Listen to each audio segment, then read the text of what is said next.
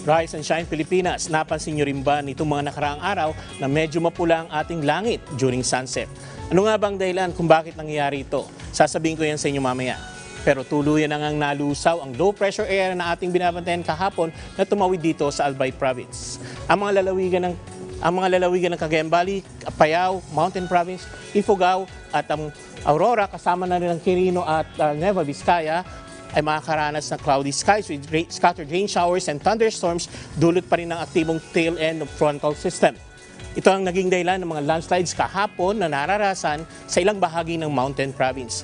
Dahil na rin sa sunod-sunod na pag-uulan. Ang tail end of a frontal system ay ang pagsasalubong ng malamig na hangin mula sa norte at ang hangin namang mainit galing sa Pacific Ocean. Samantalang dito naman sa Ilocos Region, Benguet, Abra, Zambales, Bataan ay makakaranas naman ng partly cloudy to cloudy skies with some isolated light rains. Dala naman ng umiiral nating northeast monsoon o amihan. Dito naman sa Metro Manila at sa ibang natitirang bahagi ng bansa ay partly cloudy to cloudy skies with isolated rain showers lalo na sa hapon, dulot naman ng mga localized thunderstorms. May gale warning pa rin inilabas ang Pag-asa. Sakop nito ang mga baybayin ng western seaboard ng Luzon mula Bataan, Zambales, Pangasinan. Kasama na rin dito ang La Union, Ilocos Sur, Ilocos Norte. Kasama na rin ang mga isla ng Kalayaan at Babuyan Islands. Apektado rin ang mga baybayin ng northern at eastern seaboard ng Luzon. Kabilang dito ang baybayin ng Cagayan. Kasama na ang baybayin ng Isabela. Pinapayuhan ang mga maliliit na sasakyang pandagat na iwasan munang maglayag sa mga nasabing karagatan dahil na rin sa inaasahang 2.8 to 5.5 meter high na mga alon. Narito naman ang mga inaasahan natin magiging temperatura sa iba't ibang bahagi ng bansa.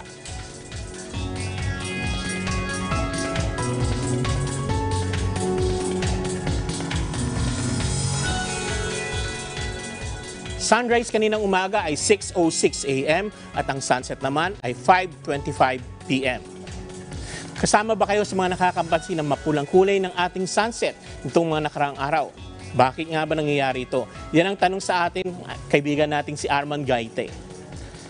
Rayleigh scattering ang tawag sa mga puting liwanag ng ating araw na binubuo ng iba't ibang kulay na nakikita natin tulad ng kulay na nakikita natin sa ating rainbow o mas kilala sa tawag na light spectrum.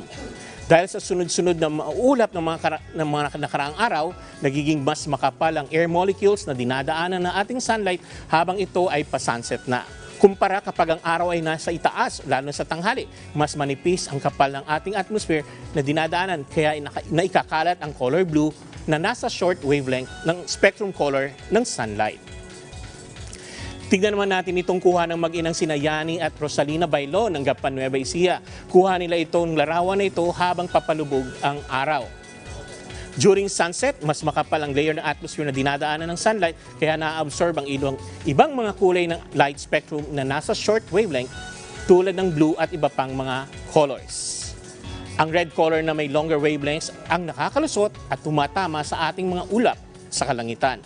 Ito ang dahilan kaya nagmimistulang mapulang kulay ang ating langit kapag papalubog na o bago pa sumikat ang araw.